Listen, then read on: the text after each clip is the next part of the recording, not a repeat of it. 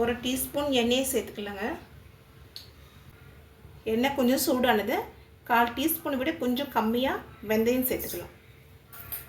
1 teaspoon தனியா, 1/2 teaspoon சீரகம், ஒரு 8 காஞ்ச மிளகாங்க. உங்கள் காரத்துக்கு ஏற்ற அளவு நீங்கள் சேர்த்துக்கோங்க. இது 2 உடச்சி சேர்த்துங்க. ஒரு வாட்டி கலந்து விட்டுக்கலாங்க. கொஞ்சம் வறுப்படணும். மிளகாய், தனியா, வெந்தயம், சீரகம் லோ ஃப்ளேமில் வச்சு வறுத்துக்கணுங்க. வறுப்பட்டுச்சுங்க. ஸ்டவ் ஆஃப் பண்ணிடலாம். கீரை இந்த கீரை அரைக்கீரை, முளைக்கீரை ரெண்டும் சேர்ந்த கீரைங்க. இந்த கீரை உப்பு தண்ணியில் 10 நிமிஷம் ஊற வச்சுட்டு நல்லா அலசிட்டு மறுபடியும் 2 வாட்டி நல்ல தண்ணியில் அலசி எடுத்துருக்கேன். பாத்திரத்தில் சேர்த்துக்கலாம். 2 சின்ன கட்டு கீரைங்க. சிறுக்கீரை 1 கட்டு, முளைக்கீரை 1 கட்டு.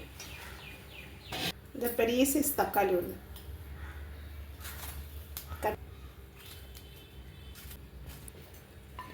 சின்ன சைஸ் வெங்காயம் 1ங்க. கட் பண்ணி சேர்த்துக்கலாம். 8 பல்லு பூண்டு,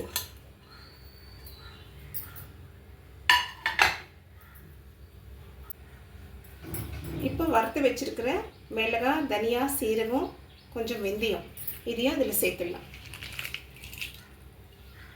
5-6 கொட்டை புளி இருக்குங்க. இந்த புளியும் சேர்த்துடலாம். தக்காளி, பெரிய தக்காளி சேர்த்துருக்குறோம்.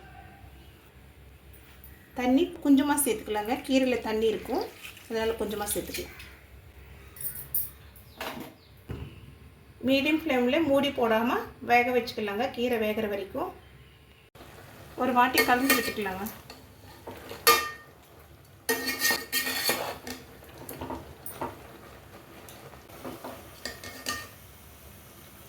கீரை வெந்துடுச்சுங்க. இப்போ ஸ்டவ் ஆஃப் பண்ணிடலாம். கீரையை சட்டிக்கு மாற்றிக்கலாங்க. கீரையில் எப்பவுமே உப்பு இருக்கும், அதனால் பார்த்து கொஞ்சமாக தேவையான அளவு உப்பு சேர்த்துக்கலாம். இப்போ கடைஞ்சிக்கலாம்.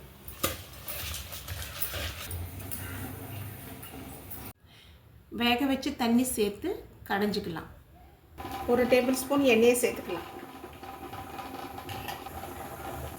கொஞ்சம் வடகம் போட்டு தாளிச்சிக்கலாங்க.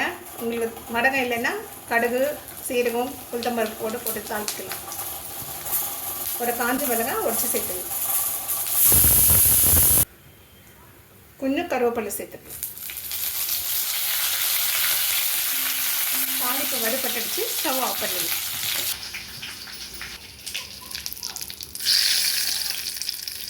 கீரை மசியலுங்க. மிளகாய், தனியாக வறுத்து சேர்த்து கடைஞ்சனால நல்லா டேஸ்ட்டாக இருக்காங்க. நீங்களும் ஒரு வாட்டி செஞ்சு பாருங்கள். நல்லா